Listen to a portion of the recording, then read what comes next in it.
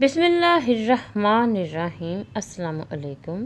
دل کی گہرائیوں سے دعا ہے کہ خوبصورت زندگی ہمیشہ آپ کا نصیب رہے۔ اللہ پاک آپ کو ہر مشکل پریشانی اور ہر قسم کی مہلک وبا سے آپ اور آپ سے منسلک ہر فرد کو محفوظ رکھے اور سدا آسانیاں عطا فرمائے، آمین۔ آخری عشاء اور شب قدر کی تلاش۔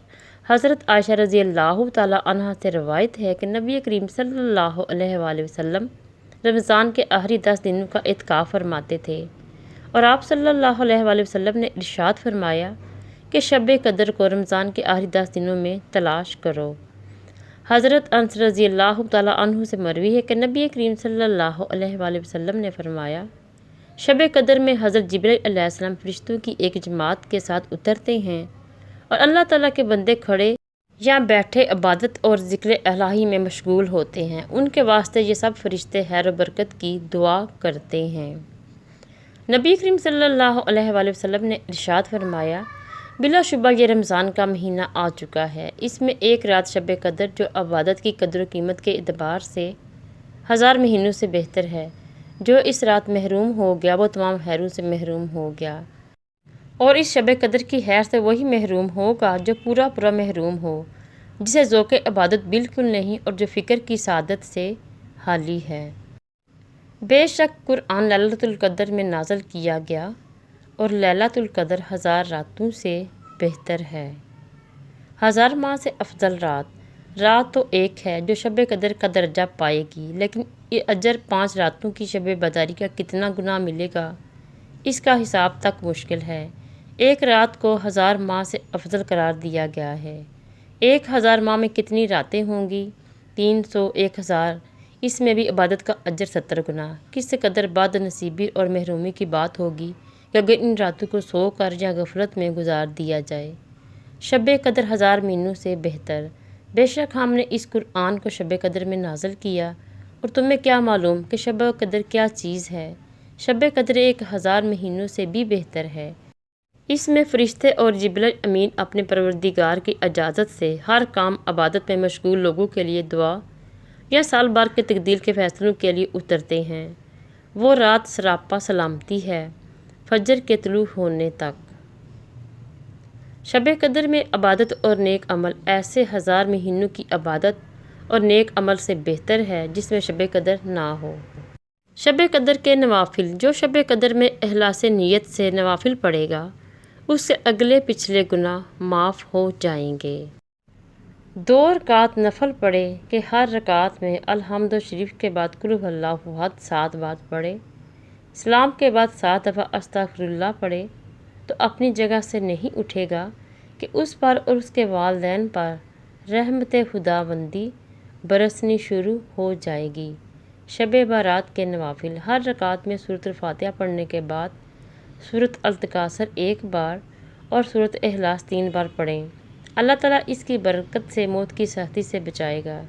2 رکعت اسی طرح پڑھی جائے کہ ہر رکعت میں سورۃ الفاتحہ کے بعد سورۃ اخلاص 7 مرتبہ پڑھے اور السلام کے بعد 7 مرتبہ استغفر اللہ ربی من کل ذنب و اتوب الیہ۔ خدا نہ خواستہ نمازیں قضا ہوئی ہوں تو سب سے اچھا یہی ہے کہ اس رات قضا شدہ نمازیں پڑھے۔ قضا نمازیں جلد از جلد پڑھنا ضروری ہے۔ اللہ تعالیٰ عمل کی توفیق دے، آمین۔ شب قدر مبارک۔ یا اللہ تعالیٰ ہم سب کے روزے اور ہماری عبادت اپنی بارگاہ میں قبول فرما اور ہمارے گناہ بخش دے۔ بے شک تو بہت رحم کرنے والا ہے۔ قدر۔ نبی کریم صلی اللہ علیہ وآلہ وسلم نے فرمایا، بے شک اللہ پاک نے میری امت کو شب قدر عطا کی، اور یہ راتوں میں سے پہلے کسی امت کو عطا نہیں فرمائی گئی۔ تو کیا جانتا ہے شب قدر؟ یہ بہتر ہے 1000 مہینوں سے۔ شب قدر دلوں کو زندہ کر دینے والی رات ہے۔ طاق راتیں۔ طاق راتوں کی دعائیں جب نصیب کے روبرو آ کھڑی ہوتی ہیں تب کچھ بھی ناممکن نہیں رہتا، تب 4 سو کن کی صدائیں گونجتی رہتی ہیں۔ شب قدر۔ اے اللہ تعالیٰ ہمارے صغیرہ اور کبیرہ گناہوں کی مغفرت فرما، آمین۔ شب قدر 1000 راتوں سے بہتر ہے۔ اللہ تعالیٰ اس رحمت والی رات کے صدقے ہم سب کے گناہ معاف فرمائے۔ آج کی رات سب کو اپنی دعاؤں میں یاد رکھیں۔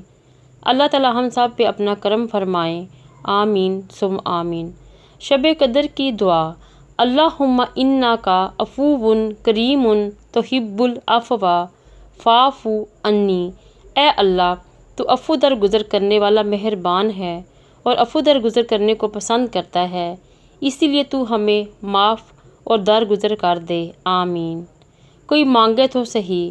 رات کے پچھلے پہر سب جہانوں کا خدا دے رہا تھا صدا، کوئی پکارے مجھے دوڑ کر اس کی سنوں، کوئی مانگے تو صحیح جولیاں بھر بھر کے دوں، کوئی توبہ تو کرے معاف میں جٹ سے کروں، اور ہم نیند میں اس صدا سے بے خبر، اس خدا سے بے خبر، جنتوں کی چاہ میں خواب دیکھتے رہے، کوئی مانگے تو صحیح۔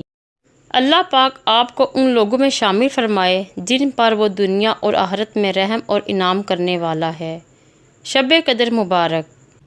یہ نہ دیکھیے کہ آپ کی پریشانی کتنی بڑی ہے، یہ دیکھیے کہ پریشانی کو حل کرنے والا کتنا طاقتور ہے۔ اللہ تعالیٰ آپ کو تا حیات اچھی صحت، بے حساب حلال رزق اور عزت سے مالا مال فرمائے۔ آمین۔ فطرانہ کیوں فرض ہے؟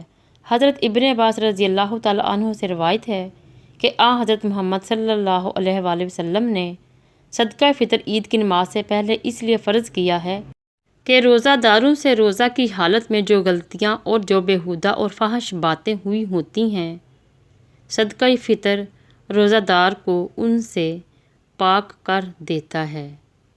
صدقہ فطر ادا کرنے کا افضل وقت۔ صدقہ فطر ادا کرنے کا افضل وقت تو یہی ہے کہ عید کو صبح صادق کے بعد عید کی نماز ادا کرنے سے پہلے ادا کر دیا جائے۔ اگر چاند رات یا رمضان المبارک کے کسی بھی دن بلکہ رمضان شریف سے پہلے بھی اگر کسی نے ادا کر دیا تب بھی فطرہ ادا ہو گیا، اور ایسا کرنا بالکل جائز ہے۔ فطرانہ ادا کرنے کے لیے آخری روزے کا انتظار مت کریں، ابھی ادا کریں تاکہ ضرورت مند لوگ بھی اپنے بچوں کے لیے خوشیاں خرید سکیں۔ صدقہ فطر۔ نبی کریم صلی اللہ علیہ وآلہ وسلم نے صدقہ فطر کے متعلق فرمایا کہ اسے لوگوں کی نماز عید کی طرف جانے سے پہلے ادا کیا جائے۔